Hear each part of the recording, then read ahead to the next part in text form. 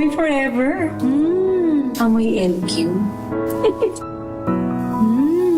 Amoy Nucala Berry Blooms. Amoy Kala, amoy good vibes. Sa puso ng kalikasan, natatangi ang prutas ng mangosteen.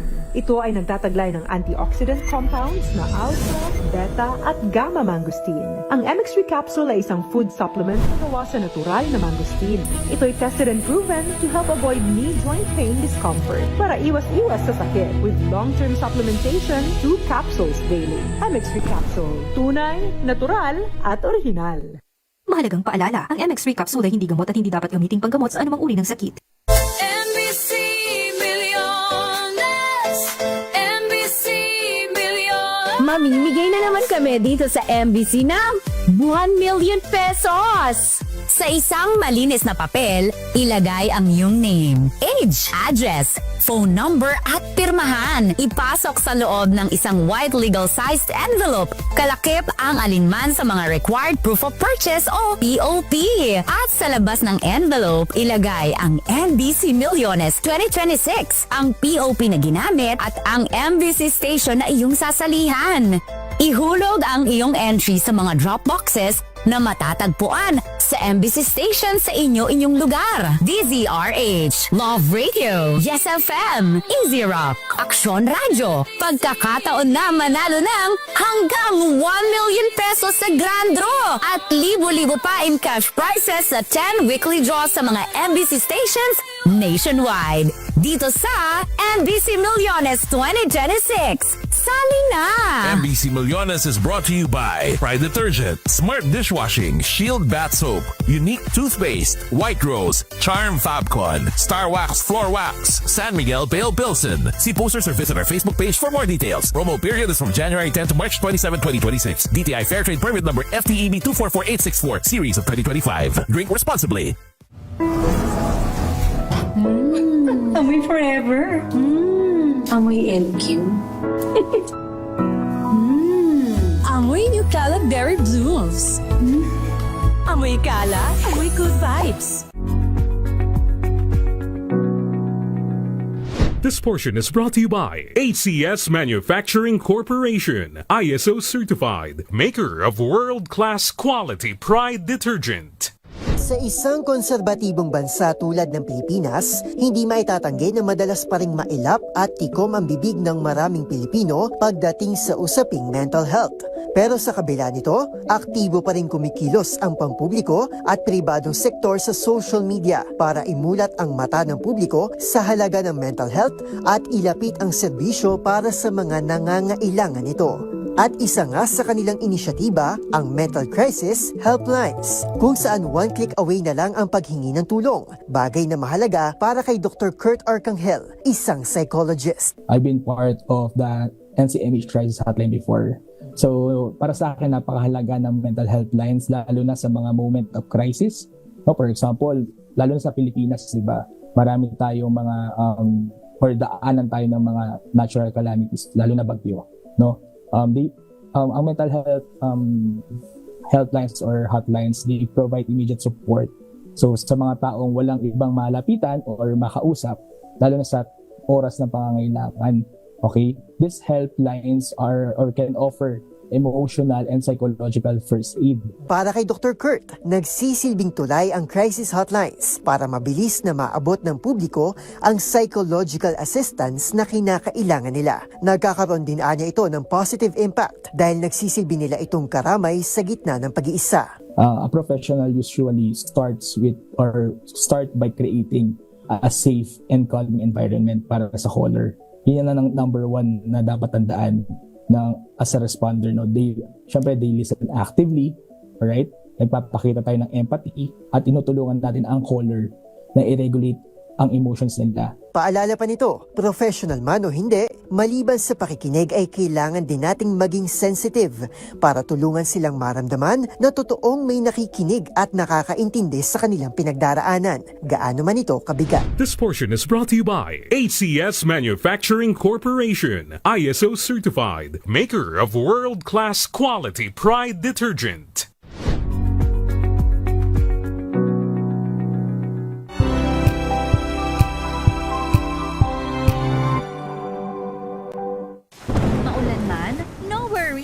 amoy kulob ang damit. Charm Fabcon, bangong kumaka-bloom, tanggal amoy kulob sa bango ng charm. Kaya gamit ko, Charm Fabcon with Bloom Fresh technology. Kills 99.9% of kulob-causing bacteria.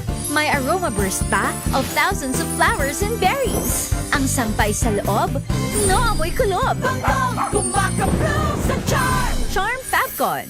ACS.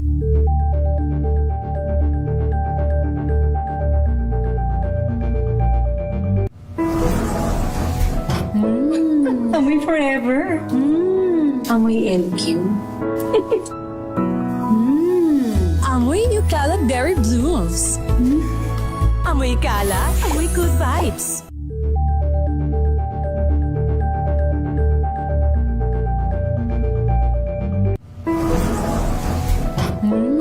Amoy forever. Amoy LQ. Amoy New Cala Berry Blooms. Amoy Kala, amoy good vibes.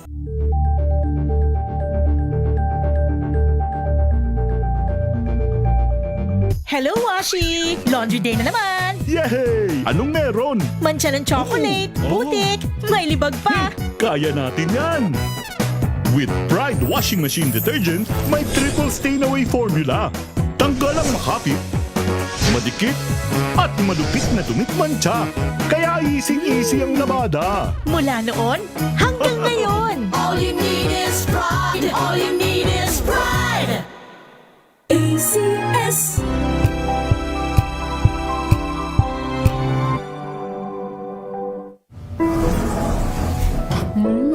Amoy forever. Amoy LQ. Amoy New Cala Berry Blooms. Amoy Kala, amoy good vibes.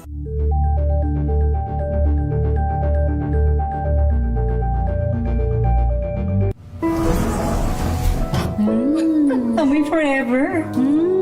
Amoy LQ. Amoy New Cala Berry Blooms. Amoy Kala, amoy good vibes.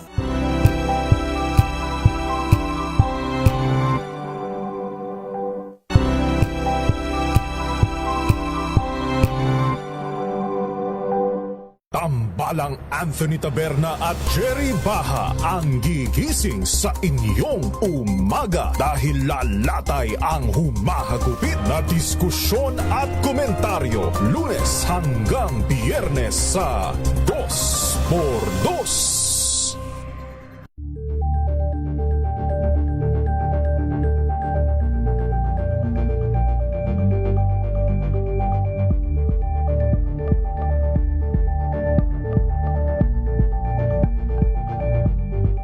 Maagang balitaan, maagang usapan sa mga issue at balita kasama si Kuya Angelo Palmones sa Magandang Umaga Pilipinas mula Lunes hanggang Biyernes. Sa Misa Thea. Ganap ng alas 4:39 ng hapon.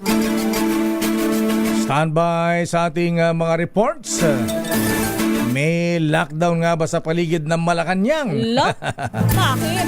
Malalaman natin yan mamaya. Sabi ni Leta Narciso, naghitpik lang ng security sa palasyo. Kaya ito ay bahagi daw ng security exercise. Standby, Leta. Bawal bang tumawid ng Mendiola ngayon? Nako, eto malungkot mga kuya, ha? Ayan, abay, ang diesel baka daw pumalo na sa 115 pesos kada litro bukas. Ang bigat lakay. Patay tayo dyan. Pamahalaan dapat daw maghigpit ng sinturon. Ayon naman kay Senator Win Gatchalian, PNP wala pang naitatalang kaso ng profiteering at hoarding ng langis. Mali well, hindi naman na paano naman nalalaman ng mga pulis yan kung sabihin lang na siguro ang dapat magsabi ng mga taga Department of Energy. Abay, ayan, magsama ang Department of Energy at PNP, General Tate, Secretary Garin. Yung mga nagsasarang gasoline station, ayan, tignan kung may laman pa ng tangke yung kanilang Mag-inventaryo kung lang may kayo. gasolina, crudo pa yung kanilang tangke. Tangke. Ayan, oo. Pagka nakita, hoarding yan. Ayan, profiteering yan. Tama. Ayan. Ay, nako talaga. Pero bago ang mga reports, abay, kung ang pamahalaan DSWD ay namimigay ng ayuda, subsidy sa mga drivers, abay, kami naman dito sa DZRH may ibang sistema rin kami ng pagbibigay ng tulong sa ating mga kababayan. Hindi nga lamang maramihan.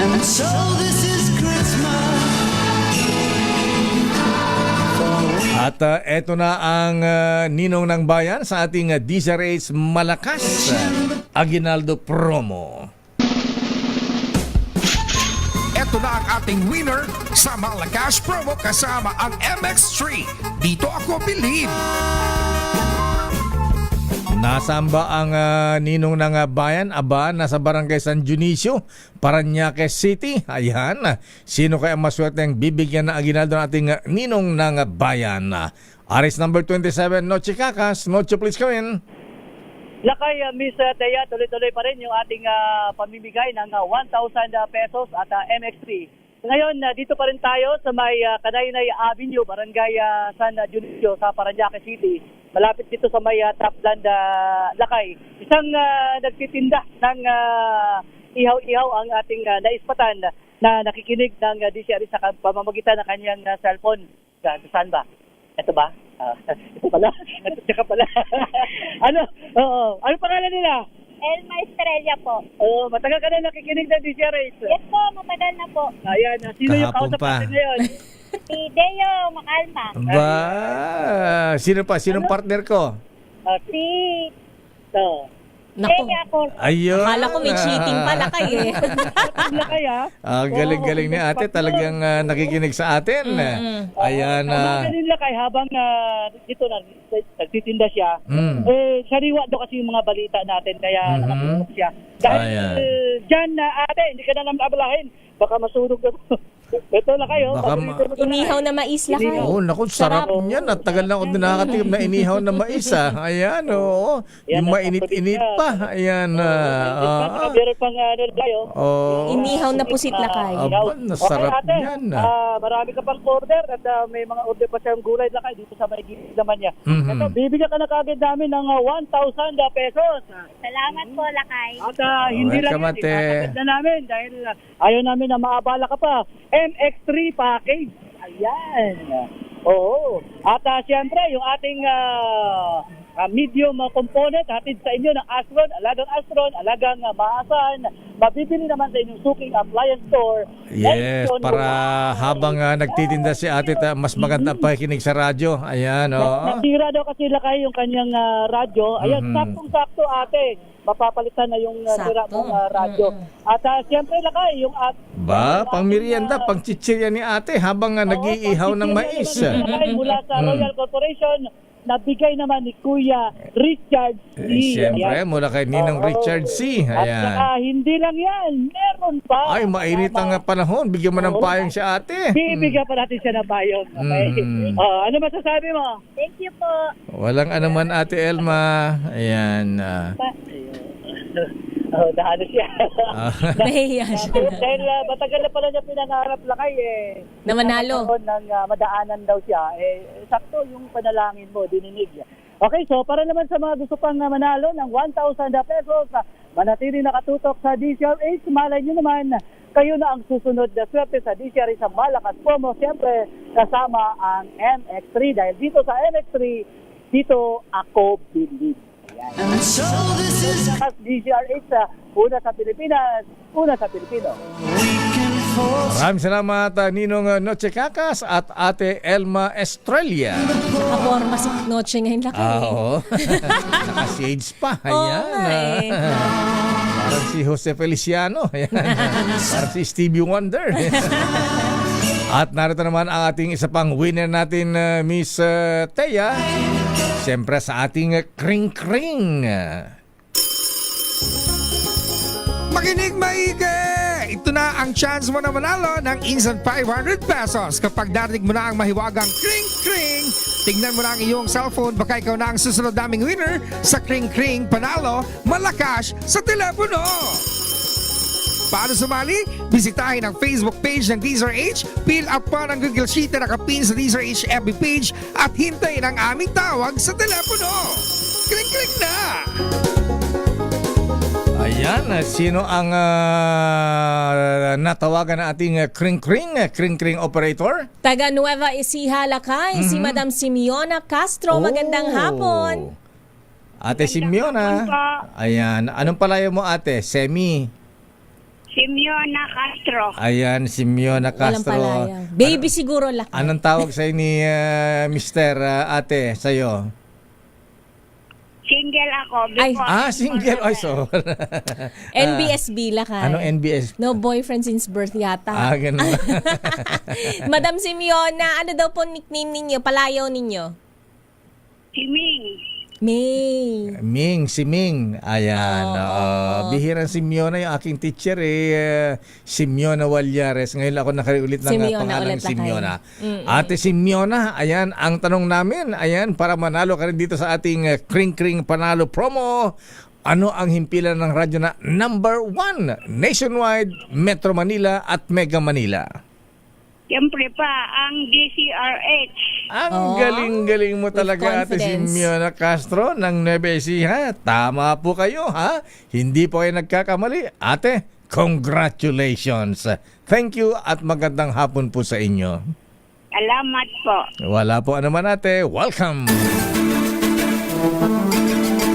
At ngayon sa detalye ng ating mga balita, mga kuya, ha? Ayan. May pera ba kayo dyan? Yung mga bagong sweldo ngayon, ha? Yung pagkatupi-tupi, Lakay, namubuklat na eh. Nabubulat-lat na. Nanyo. Ayan. Pero happy birthday muna kay General Nick Bartolome, ha? Ang dating chief ng Philippine National Police. Ayan, General Nick. Ayan, galing na PNP chief to, ha? Ayan. Binabati ni Kapitan Elsa Bartolome at Mrs. Bartolome, si Doktora. Ayan. Happy birthday din kay Maring Joy Lee ng Toyota Alamang. At bati mo na naman sa kanyang dating boyfriend. Ayan, Michael Lee is the name. Kuyang Colonel Albert Ferro, happy birthday. At Kuyang General Crisa Mortela, Engineer Girly Lau, Noble Aljon de Campong, happy Edil Fitir. Clark Kent Gutierrez, aba parang Superman ito, ha? Clark na Kent pa, ayan. Clark Kent Superman Gutierrez, happy birthday Kuyang. Cesar Bautista, Telma Suarez, happy birthday. At para sa mga graduates ng Isabela National High School, sabi ni Asek Johnson Domingo ng class 83, meron daw kayong Grand Alumni Homecoming sa March 21, Sabado. Ayan. Sa Isabela National High School, alumni are all invited. Masaya-saya ito, ha? At congratulations naman sa mga newly installed officers ng Commonwealth Masonic Class number 460. Worshipful Master Ray Harold Florano, Senior Warden Eduardo Jose Tuason, Junior Warden Ralph Gerald Robles, at ang kanilang magaling na guest of honor and speaker, BIR Assistant Commissioner Very Worshipful Edgar Tolentino. At siyempre, congratulate natin ang installing team. Very snappy. Ayan. I.O. Kuyang Wency Concepcion, Pong Makatangay, at Very Worshipful Aldo Esmenia. At congrats din sa mga installed officers ng Kagitingan Masonic Lodge number 286. Worshipful Jonathan, Master Jonathan Manyo, Senior Warden Ronald Makalintal, Junior Warden Nardo Yumol Jr. at ang kanilang Gohas, guest of honor speaker, Right Worshipful BBM, Bob Moran. At hatawin natin ang mga report, mga kuya. Ayan, full tank na nyo. Dahil ang diesel papalda po ng halos 115 pesos kada litro bukas. Diyos ko po. Sakit-sakit na lakay. Bisikleta na tayo sa ikaunlad ng bayan. Bisikleta na ang kailangan. Ayan. Sa gasolina, 90 pesos. Alamin natin report mula kay Aris number 15. Giselle Ricafort, please come in. Giselle. Lakay posibleng pumalo sa 114 na piso 70 sentimo o halos 115 piso yung kada litro ng diesel sa Metro Manila at urban areas ngayong linggo yan. Ito ang sinabi ni Energy Secretary Sharon Garin dito sa pulong balitaan sa Taguig City kasabay ng anunsyo na tataas ng 20 piso, 40 sentimo hanggang 23 piso at 70 sentimo yung kada litro ng diesel bukas. Ipinaliwanag din ng kalihim na mas mahal yung presyo ng petrolyo sa malalayong lugar dahil sa transportasyon, gayon din doon sa logistics. Ito na yung ikalawang beses na may mega oil price hikes sa bansa, epekto na nagpapatuloy na digmaan sa gitnang silangan. Pakinggan natin. According to our calculation, diesel at the highest in Metro Manila would be at 114.90. Tama ba? Yes. Gasoline, although gasoline have very many variations, if you, at the highest, what we have calculated, as we gathered the prices last week, would be at 91.60. So today we set the record. We have two of the highest jumps in increase in oil or oil price hike, and we are also at the most expensive. Lamang yung fuel reserve ng Pilipinas pero kumpiyansa yung kalihim na hindi daw tayo mauubusan dahil may iba pa namang mga supplier maliban sa gitnang silangan. Patuloy anya yung gobyerno sa pakikipag-usap sa ibang bansa para makapag-export tayo ng langis. Ang problema talaga, sabi ng DOE Secretary, yung mataas na presyo ng petrolyo sa pandaigdigang pamilihan. Ito si Giselle Ricafort para sa DZRH, una sa Pilipinas, una sa Pilipino. Lakay? Wala pang may banta sila na di ba? DTI pala. Ayan, magpapasara daw ng mga gasoline station ng mga nagsasamantala. Ayan, at sabi pag mumultahin ng ilang milyon ba 'yon, ha?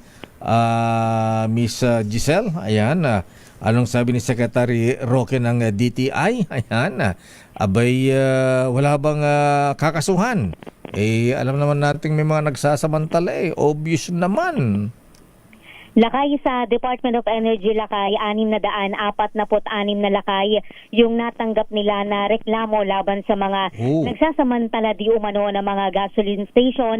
Pero yung mga complaint na yan, Lakay, dadaan pa rin sa verifikasyon ng kagawaran. 55 na lakay yung napadalan ng show cause order ng DOE at kung hindi daw makakapagpaliwanag yung mga yan at hindi nila ma-justify yung mga ibinibintang sa kanila, ay posible sila, Lakay, na makasuhan at kasama niyan yung kanselasyon ng kanilang Certificate of Compliance, Lakay. Ayan, sana may masampulan. Maraming salamat, Miss Giselle.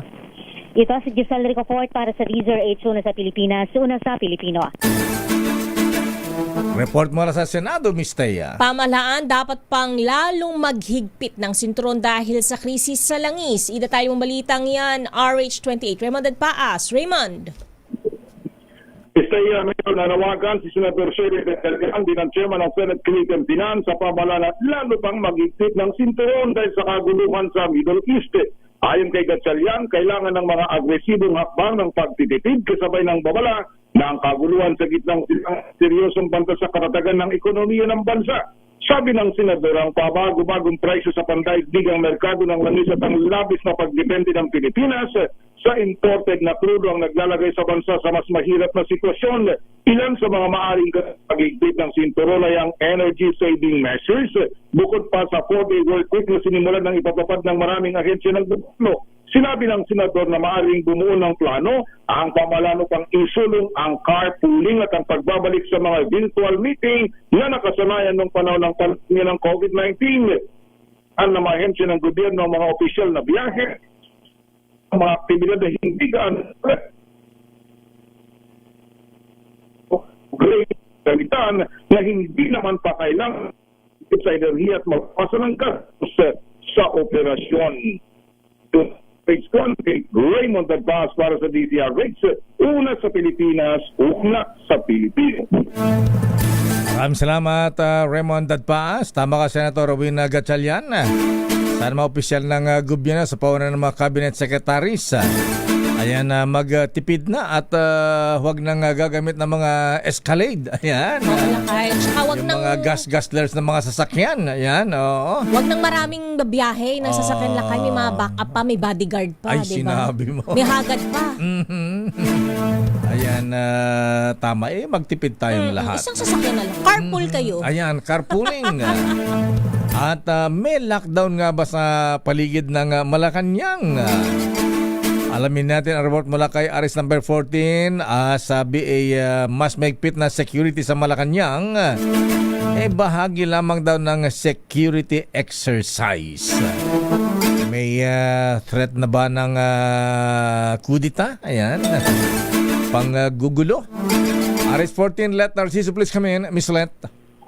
Lakay Mr. Nilinaw ng Malacanang na bahagi lang ng security exercise ang paghihigpit na itinatupad sa paligid ng palasyo nitong nakaraang araw. Ayon kay Palace Press Officer Phil Castro, layunin ng naturang hakbang na suriin ang operational readiness at o kahandaan ng security personnel at units. Kaugnay nito na nasisigit namang bukas sa mga motorista at pedestrians ang tatlong gate sa pasok sa Malacanang compound, kabilang ang sa JP Laurel, Arlegui at Solano, habang nananatiling sarado ang Menjola Peace Arc. Kahapon ay namataan din ang pagdami ng mga pulis sa paligid ng palasyo. Pero ayon sa Manila Police District, ang paghihigpit na itinatupad ay bahagi rin ng basic security measures na karaniwang ginagawa kapag may inaasahang rally sa Maynila. Ito si Let Narciso para sa DZRH, una sa Pilipinas, una sa Pilipino. Maraming salamat, Let Narciso mula sa Malacanang. Sa kamera. Panukalang 50% discount sa toll fee sa major expressway sa bansa ipinapanukala sa kamera. Idatay mong balitang yan, RH12. Milky Reganan, Manang Milky. Teya at Lakay, bago yan ay napagtibay na Lakay at Teya ang emergency powers o Bill 8418 na magbibigay ng emergency powers kay Pangulong Bongbong Marcos. Sa botong 247 ang pabor, 3 ang tutol at 0 ang nag-abstain. Sa bill, bibigyan ng Pangulo ng kapangyarihan na suspindihin o bawasan ang excise taxes sa petroleum products kapag may umiiral na national o global economic emergencies. 6 na buwan pero hindi naman lalagpas sa 1 taon ang ibibigay na emergency powers kay Pangulong Bongbong Marcos. Samantala, kaugnay pa rin ng patuloy na pagtaas ng presyo ng produktong petrolyo dahil sa mataas na presyo ngayon ng langis, ipinapanukala sa Kamara na magpatupad ng 50% discount sa toll fee sa mga pangunahing expressway sa bansa.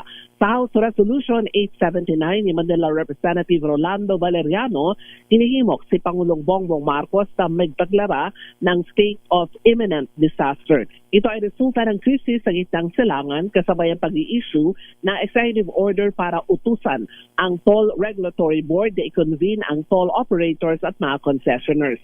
Ay kay Valeriano, malaking tulong sa ating mga kababayan kung may 50% discount sa toll hanggang buwan ng Disyembre o hanggat mataas ang presyo ng langis dahil sa krisis sa gitnang silangan. Bukas niya, tataas na naman ang presyo ng produktong petrolyo at kahit man lang toll fee ay mabawasan ng gastos ng publiko. Paliwanag pa ni Valeriano, hindi lamang ang mga pribadong motorista ang may kinabang sa bawas toll fee, kundi ang sektor ng transportasyon, lalo na ang mga naghahatid ng mga kargamento at ng mga produkto. Ako si New Craig Gunakulat para sa Iyasakay. Bakit nagbabalak ng kumalas ang National Unity Party NUP. sa Mayorya, NUP? Ayan, ang grupo ni Deputy Speaker Ronaldo Puno. Kanina Lakay ay nag-press con si Congressman Puno. Meron siyang mga ilang binabangkit na hindi daw nasusunod. Dito kabilang na yung mga budget na dapat ibigay sa kanila para naman daw gamitin sa social services para sa kanilang mga constituents. Pero ang sabi niya, hindi naman daw pinipersonal si House Speaker Faustino D. III, pero dapat daw ay merong kumbagay maayos na liderato dito sa Kamara. So pinag-iisipan nila Lakay at Thea ngayong congressional break, kaugnay nga ng Lenten season, ay magpupulong daw sila para pag-usapan kung sila ay kakalasta sa majority at lilipat sa minority group dito sa Kamara. At saka yung stand niyang NUP Manang Milky na hindi daw sila susuporta sa impeachment kay Vice President Sara kung walang mga bago at matibay na ebidensya laban sa Vice Presidente. Yes, Lakay, inulit niya rin yan kanina sa kanyang press conference na ang NUP ay hindi daw susuporta sa impeachment process against the Vice President kung walang mga ipipresenta ng mga bagong ebidensya. Kasi daw lahat ay natalakay na nung nakalipas sa 19th Congress. So ngayon ay titignan nila kung may mga bagong ebidensya, malalaman nila kung susuportaan o hindi ang impeachment complaints laban sa pangalawang Pangulo. Sabi na aking bubit, gustong ikudita si Speaker Boji D. May sapat ba na bilang ang NUP para palitan ang liderato ng Kamara si Speaker Boji? Lakay, sa bilang namin, nasa 42 NUP members. 42. Kulang yon? So, mahina. Kulang. Kulang, Kasi 300 plus yung mga mambabatas natin. So, dapat majority ay makukuha ang bilang. Kung sino man yung gusto lang ipalit na bagong speaker dito sa Kamara. So, ang sabi naman ng mga ilang mambabatas at member ng NUP, mukhang hindi naman daw talaga sila, kumbaga ay susunod doon sa magiging posisyon. Kung magpag-uusapan pa ito, Lakay, after ng may mga NUP members din na ayaw dito sa plano ni Deputy Speaker Ronnie Puno. Napagkalas. Oo. Kasi Lakay at Thea, doon sa usapin ng hindi pagsuporta sa impeachment process at ngayon naman sa pagkalas, ang nililinaw naman ni Congressman Puno, ito ay sa kanyang posisyon at may ikakonsultahin ang kanyang mga miyembro. Hindi ibig sabihin na kung ayaw niya, yun na rin ang magiging posisyon ng kanyang mga members. Marami rin tumutol noon sa mga una niyang pahayag dahil sa hindi nagkakaisa yung posisyon ng National Unity Party. Okay nga Rod, maraming salamat Manang Wilkie. Magandang hapon na kay Thea. Ako si Milky Riguna Nagulat para sa DCRH. Una sa Pilipinas, una sa Pilipino. Maraming salamat Manang Milky mula sa Kamara. Samantala PNP wala pang naitatalang kaso ng profiteering at hoarding ng langis. Kaya mukhang wala silang technical capability para ma-check. Baka wala silang dipstick lang. Dipstick. Oo nga, siguro i-check yung mga yung tangke ng mga ng mga gas station na nagsasara diyan. Edniel Parosa, please come in. Edniel. Lakay, wala pang nahawakang kaso ng hoarding, profiteering at illegal na paggasara ng gasolinahan ng Philippine National Police sa gitna nitong kinaharap ng bayan na krisis sa langis. Ito'y kahit 600 ng report ang natatanggap ng Department of Energy. Mula nang ilunsad ang sumbungan ng publiko para sa mga negosyanteng naramantala sa presyo ng mga produktong petrolyo. Sa pulong palitan sa Kamkrame, abinado rin sa PNP spokesman, Police Brigadier General Randolph Tuanyo, na walang technical knowledge ang pulisya upang matukoy kung alin sa mga gas station ang umaabuso. Gayunman, tiniyak ni Tuanyo na may mekanismo ang pulisya upang maipasa itong isinasagawa nilang inspection sa Department of Energy na sila namang tagapag-issue ng show cause order sakaling kailanganin. Nagpasaklolo ang kagawaran sa PNP dahil wala daw silang regional staff na kayang umikot sa 14,000 gasolinahan sa buong bansa. Toka ng PNP ang kumuha ng mga larawan at iba pang ebidensyang makatutulong sa maaring investigasyon ng DOE. Pakinggan natin si PNP spokesperson. Ang naging role ng Philippine National Police dito ay magpadala ng mga pictures, ilag at i-report ito sa DOE. Wala pong technical na knowledge and skills po ang ating mga miyembro ng Philippine National Police kaugnay po sa possible profiteering or hoarding ng nasabing mga gasoline prices. Ang tinig ni General Randolph Tuanyo. Ako si Edniel Parrosa, DZRH. Una sa Pilipinas, una sa Pilipino. Maraming salamat, Edniel. Samantala, nag-alok si Manila Mayor Isko Moreno ng 500,000 pesos kapalit ng kusang pagsuko sa mga otoridad ng driver ng motorsiklo na sangkot sa pagpaslang kay retiradong pulis na si George Capistrano. Ayon sa alkalde, 48 oras ang ultimatum na ibinigay niya sa suspect. Maaari rin itong mapasailalim sa Witness Protection Program kapalit ng pagturo sa hitman at sa mas malaking grupong sangkot umano sa serye ng robbery incident sa Metro Manila. Si Capistrano na dating pulis ng Maynila ay matalik na kaibigan ni Moreno ay pinaslang umano ng riding in tandem robbery hold-up group na pinaniniwala ang kumikilos sa iba't ibang lugar sa Metro Manila. Samantala, balita mula sa Middle East sa bansang Iran. May mensahe sa mga kapwa Arab countries kasunod ng paghihingi ng restback ng Amerika. Walang gustong tumulong kay Donald Trump yata. Kala ko ba kaya niya lakay? Saywar lang niya yun. Gagawa-gawa ng katarantaduhan kasi. Mili Borja. James Galangge sa detalye. James. Kasunod ang paghingi ng restback ni US President Donald Trump sa mga kalyadong bansa para tumulong sa tensyon sa Middle East, agad rin nagbigay ng babalang Tehran sa mga kapwa nitong Arabic countries. Ayon kay Iranian Foreign Minister Abbas Araghchi na mayroon na itong hawak ng mga ebidensya na ginagamit umano ng Amerika ang kanilang mga teritoryo para magkampo at magsagawa ng mga pag-atake. Samantala, sa isang interview, sinabi ng Pangulo na hindi para umano handa ang Iran na may pagnegosasyon na tapusin ng gyera sa Middle East.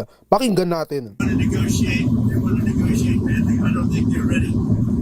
Just on what I'm hearing, they want to negotiate, and as they should. But I don't think they're ready to do what they have to do. Anya, mas nalalaman daw nung titindi ang tensyon kung patuloy sila may pagkooperasyon sa Amerika. Matatandang humingi ng restback si Trump kahapon para tulungang makaraan ng mga oil shipment sa isinarang Strait of Hormuz sa bahagi ng Iran. Ito si James Galangge ng DZRH TV, una sa Pilipinas, una sa Pilipino. Maraming salamat, James, sa ating sports, Miss Thea. Carl Eldruyulo nasungkit ang gold sa FIG World Cup sa Turkey. Ida tayo mabalitang yan, Millie Borja. Nagwagi ng gold medal si Carl Eldruyulo sa floor exercise finals ng FIG Gymnastics World Cup Antalya Leg sa Turkey. Nagtala si Yulo ng 14.100 points upang talunan si Iamon Montgomery ng Ireland na may 13.833 points. Habang bronze medal naman si Raider Lee Zapata ng Spain na may 13.333 points. Ito ang unang gold medal ni Yulo sa senior level ng Gymnastics World Cup. Noong nakaraang linggo, nagtapos siya sa ika-6 na pwesto sa floor exercise at ika-7 naman sa horizontal bars finals sa back leg ng torneo. At yun ang mga latest updates sa mundo ng sports. Ito si Millie Borja ng DZRH TV, una sa Pilipinas, una sa Pilipino. Patay ka, Kaloy. May kalaban ka na. Yung kapatid niya. Oo. May kalaban na si Kuya. Ayan. As sa showbiz, Miss Thea. Coronation Night ng Miss Universe Philippines 2026. Kasado na sa Mayo 1. Ida tayo mabalitang yan, Angelica Cosme. Eksaktong unang araw ng Mayo, kokoronahan ang bagong Miss Universe Philippines. Ito ang inanunsyo ng MUPH organization sa kanilang social media account. Para sa taong ito, 51 kandidata ang magpapasiklaban sa entablado ng Mall of Asia Arena. Sa ngayon, wala pang inilabas sa detalye pagdating sa ticket prices. Ilang pageant fans naman ang nagpahayag na hindi pa raw sila ready para sa final walk ni reigning Queen Maria Atisa Manalo na siyang magpapasa ng corona sa bagong reyna. And speaking of new queen, ang magwawaging kandidata sa May 1 ang siyang magiging pambato ng Pilipinas sa prestihiyosong pageant na gaganapin sa Puerto Rico sa Nobyembre. At yan ang latest sa mundo ng mga sikat. Ito po ang inyong showbiz angel ng DZRH TV, una sa Pilipinas, una sa Pilipino. Ikaw ang Miss Universe. Maraming salamat, Miss Little Universe Angelica Cosme. Hoy mga brethren ha, ayan ang mga kuweng natin sa TM Kala Masonic Lance number 136. Sila ay nag-iimbita sa kanilang public installation sa Miyerkules ha, incoming worshipful master Rolly Masangkay, Senior Warden John Hansel Fama, Junior Warden John Dale Texon. Guest of honor speaker, very merciful Edgar Tolentino ng BIR. At congratulations din sa mga newly installed officers ng Katipunan Masonic Lodge 489. Congrats sa Worshipful Master Lord Alfred Wee, Senior Warden Mario Lawson at Junior Warden Gary Gaerlan. At eto, inaabangan ang installation din ng mga officers ng Hustisya Masonic Class number 518 sa March 24. Sabi ni outgoing Worshipful Master Justice Max De Leon. Incoming Worshipful Master Attorney Joshua Atienza.